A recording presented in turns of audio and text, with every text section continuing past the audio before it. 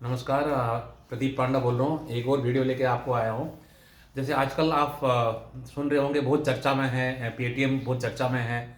और इस पेटीएम के बारे में हम कोई बात नहीं करेंगे, लेकिन पेटीएम में जो मेन इशू हुआ है, आपने सब सुना होगा, न्यूज़पेपर से सुना होगा, सब इधर उधर से सुना होगा कि पेटीएम में जो मेन एलिगेशंस जो सेंट्रल गवर्नमेंट ने, सेंट्रल बैंक ने लगाया था पेटीएम के बारे में, वो केवाईसी के लेके हुआ था।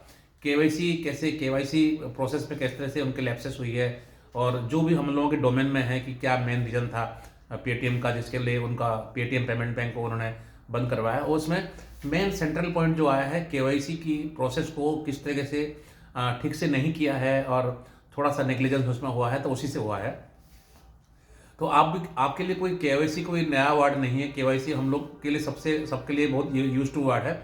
बट मैं जो पॉइंट यहाँ पर बताना चाहता हूँ कि केवाईसी के लिए जो एक वीडियो बना रहा हूँ, किस लिए बना रहा हूँ आपको, तो कई बार हमको लगता है कि केवाईसी जब भी हम कुछ भी करते हैं, जैसे कोई अकाउंट ओपनिंग के लिए करते हैं, कोई क्रेडिट कार्ड के लिए ओपन करते हैं, कोई होम लोन के लिए करते हैं, कोई व्हीकल लोन के लिए करते हैं, तो केवाईसी एक इंटीग्रल पार्ट है उसका, वो लोन प्रोसेस को आगे बढ़ाने के लिए। तो अगर आपकी केवाईसी बहुत जल्दी जल्दी हो जाती है, बहुत क्विकली हो जाती है आपकी केवाईसी, तो आपका डेफिनेटली आपका जिस फाइनेंशियल प्रोडक्ट के लिए आपने अप्लाई कर रखा है, तो आपका वो जल्दी हो जाएगा। और अगर सपोज करो आपकी केवाईसी नहीं होता है ठीक से, टाइम लगता है, किसी भी एक छोटी सी कागज़ के लिए आपका वो काम पूरा का पूरा रुक जाएगा और आगे नहीं हो सकता है। तो केवाईसी स्मूथली होना, अच्छे से होना बहुत ज़रूरी है। तो इस पॉइंट में मैंने आपको कुछ फैक्ट्स जो है वो मैं आपको एजुकेट करूँगा। केवाईसी हमको हर साल करना पड़ता है, तो ये क्यों करना पड़ता है हर साल? तो ये रेगुलेटरी रिक्वायरमेंट। सबसे पहले आपको हमको इरिटेट नहीं होना है। हमें कोई जो बैंक वाले, इंश्योरेंस कंपनी वाले जो भी आपको मांगते हैं केवाईसी के लिए, उसके लिए इरिटेट नहीं होना है, क्योंकि केवाईसी अगर हर साल हो रहा है तो हमारे बेनिफिट के लिए भी है। हमारे बेनिफिट के लिए है। कहीं हमारी अकाउंट्स कोई डमी बंदा, कोई कोई हमारी इमेजिंग करके, हमारी हमारी पर्सनल कोई इमेजिंग करके कोई हमारे अकाउंट्स को तो नहीं वो कर लिया है, ये कब्जा कर लिया है हमारे अकाउंट्स को। कहीं ऐसा ना हो कि कुछ कुछ अकाउंट्स आपने बहुत दिन तक आपने ऑपरेट नहीं किया है, तो उस केस में क्या होगा कि आपके आपके अकाउंट्स को मिसयूज भी हो सकती है। और गवर्नमेंट और जो आरबीआई जो है केवाईसी के लिए जो स्ट्रिक्ट रेगुलेशंस मेंटेन कर रखा है, सारे बैंक्स के लिए, इंश्योरेंस कंपनीज के लिए, सबके लिए जो मेंटेन कर रखा है, वो इसीलिए है, वो फ्रॉड को डिटेक्ट करना चाहते हैं। कोई मनी लॉन्ड्रिंग हो रहा है किसी अकाउंट के थ्रू से, उसको प्रोटेक्ट करना चाहते हैं। कोई टेररिज्म फाइनेंसिंग हो रही है किसी अकाउंट के थ्रू से, उसको प्रोटेक्ट करना चाहते हैं। तो इसी के लिए जो है केवाईसी का सिग्निफिकेंस बहुत बढ़ जाता है। जैसे आपको पता है कि केवाईसी होने का जो बहुत सारे ऐसे ओकेजन्स हैं जहाँ पर कि हमको केवाईसी करना पड़ता है। जैसे कि आपकी एड्रेस चेंज हो रही है, आप माइनर से मेजर बन रहे हैं तो केवाईसी हो गया। आपका टेलीफोन नंबर चेंज हो रहा है, आपकी मोबाइल नंबर चेंज हो रही है, तो ये सब सिना रेजिडेंस एड्रेस आपका चेंज हो रहा है। तो ये बहुत सारे ऐसी ओकेजन है जिसमें कि आप हमारा केवाईसी करना बहुत ज़रूरी है। तो केवाईसी केवाईसी के लिए जो है आपको फुल कोऑपरेट करना चाहिए, और ये आप ही के बेनिफिट के लिए है केवाईसी हमारा हो। और बहुत बार आपके पास मैसेज आता है, आपके पास ईमेल आता है, जब भी वो कोई फाइनेंशियल प्रोडक्ट आप जिसको आप रेगुलरली यूज कर रहे हैं, जैसे स्टॉक ट्रेडिंग कर रहे हैं, कुछ भी कर रहे हैं, तो आपको बीच में जो पॉपअप आता रहता है, please update your KYC, please update your KYC. तो ज़्यादातर लोग क्या करते हैं, उसको रिमाइंड मी लेटर करके उसको छोड़ देंगे, उसको रिमाइंड मी लेटर्स करके छोड़ देंगे उसको। वो नहीं करना चाहिए हमको। हमें क्या करना चाहिए कि हमारी अगर केवाईसी के लिए अगर पॉपअप आ रहा है, अलर्ट आ रहा है, तो हमको केवाईसी करा लेना चाहिए। हमें खुद पता होना चाहिए कि हमारे अकाउंट्स प्रॉपरली मैप्ड है।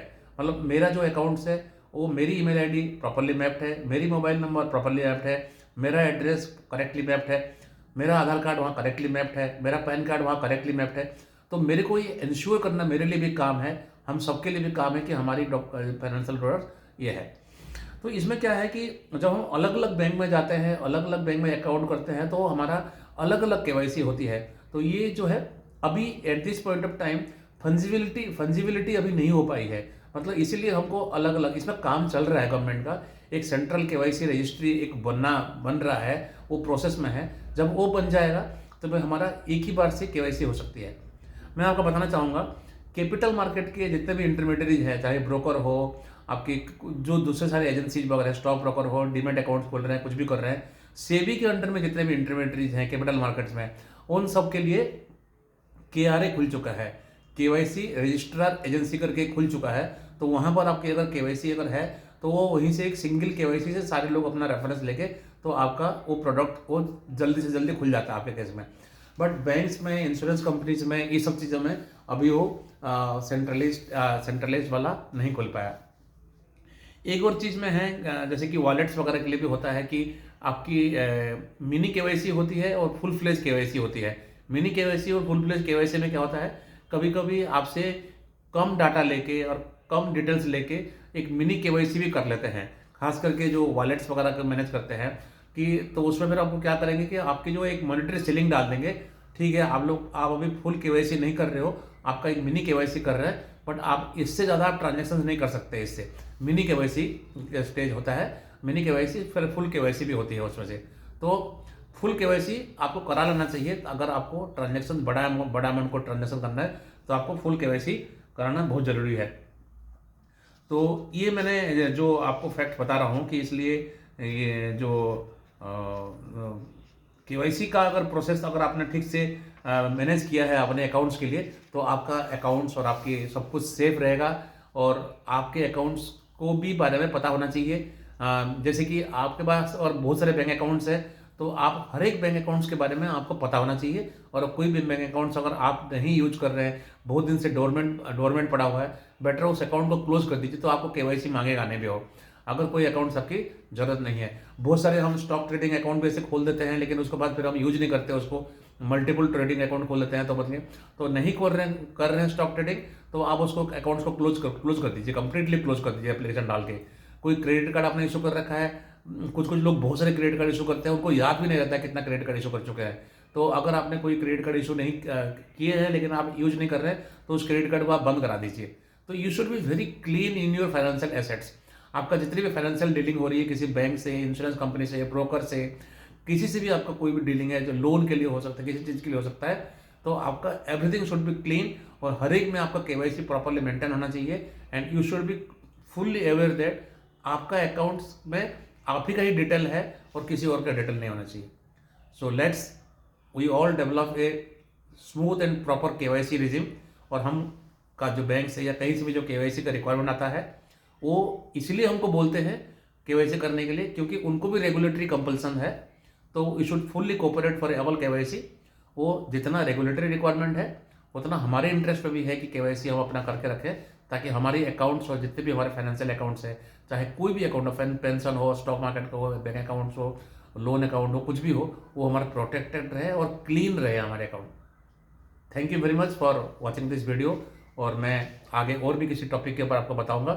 और प्लीज़ मेरा आप वीडियो को लाइक कीजिए। और आपको अगर मेरी वीडियो सारी अच्छी लग रही है तो आप थोड़ा सा कष्ट करके मेरी चैनल के वहाँ जाके आप चैनल के होम पेज पे जाके आप प्लीज़ इसको सब्सक्राइब कर दीजिए और आप अपने फ्रेंड्स को भी भेजिए ताकि वो भी सब्सक्राइब करें।